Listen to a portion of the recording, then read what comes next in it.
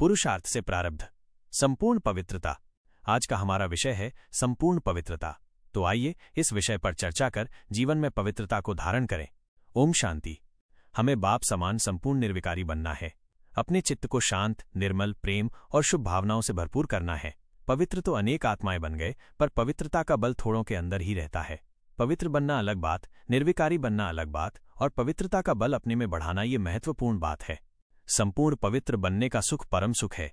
पवित्रता ही सुख शांति की जननी है। जहां पवित्रता है वहां सुख, शांति, आनंद, प्रेम, संतोष तो पीछे पीछे चले आते हैं।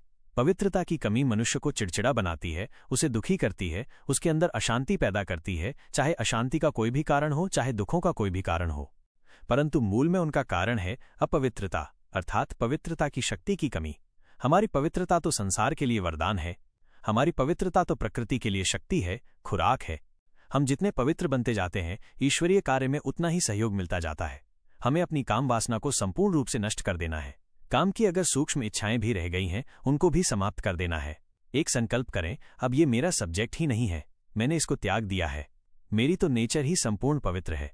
ये ना सोचें मुझे 5 साल पवित्र रहना, 10 साल रहना है, विनाश हो जाएगा। किसी भी तरह रह लें, बाबा की आज्ञा है, वो ले नहीं, ये हमारी नेचुरल स्थिति है।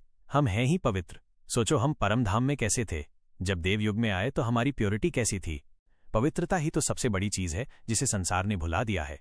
मनोवैज्ञानिक ने जिसके लिए बहुत गलत काम कर दिया, कह दिया काम वासना बड़ी नेचुरल है, और मनुष्य को अंधकार में डुबो दिया, वासनाओं के गर्त में डुबो दिया। तो ये मनोवैज्ञानिक मनुष्य के विनाश का और उसको पतन की ओर ले जाने का बहुत बड़ा कारण बन गए। अब बाबा ने स्वयं आकर स्पष्ट कर दिया है कि बच्चे, पवित्रता तुम्हारा स्वधर्म है, तुम्हें इसका सुख लेना है।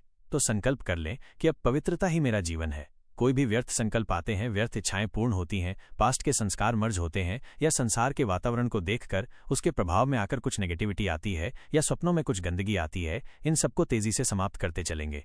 योग बल के द्वारा, स्वमान के द्वारा, सुंदर चिंतन के द्वारा तीनों चीजें अपनाएंगे। योग बल से हमारी शक्तियां सूक्ष्म रूप ले लेती हैं, चिंतन से हमारी शारीरिक शक्तियां यूज हो जाती हैं, और जो ये शक्तियां भोजन से बन रही हैं, निरंतर उसको यदि हम यूज करते रहेंगे तो हमारी प्योरिटी उतनी सरल होती जाएगी। इसके लिए अपने खानपान पर भी बहुत ज्यादा ध्यान देना है। खानपान अगर भारी होगा, पेट को भारी करेगा, कब्जियत लाएगा, गैसेस पैदा करेगा, तो भी प्योरिटी में अंतर पड़ जाएगा। और अगर बहुत लाल मिर्ची खाएंगे, बहुत ज्यादा चाय पिएंगे, या बहुत ज्यादा तला भुना भोजन खाएंगे, तो उससे भी हमारी इम्प्योरिटी बढ़नी संभव है। इसीलिए लहसुन, प्याज को भी बाबा ने मना कर दिया है, क्योंकि ये भी वासनाओं में उत्तेजना पैदा करने वाले पदार्थ हैं। तो हम अपने अंदर प्योरिटी का बल बढ़ाते चलें, और हमें महसूस होगा जितनी प्योरिटी बढ़ेगी उतना ही योग सरल होगा। तो आज का ये बहुत सुंदर अभ्यास रहेगा कि हम प्रकृति को निरंतर पवित्र वाइब्रेशंस देते रहें, तो हम बाबा के बहुत ही ज्यादा सहयोगी संतान साबित होंगे। बाबा ने कह दिया है कि जो बहुत अच्छे पवित्र बनते हैं वो मेरे बहुत सहयोगी रहते हैं। तो भगवान के कार्यों में सहयोग देने का ये सर्वोत्तम उपाय है कि हम व्यर्थ संकल्पों से, परचिंतन से, ईर्ष्या द्वेष से मुक्त होकर वायुमंडल को पावरफुल बनाएं। ओम शांति।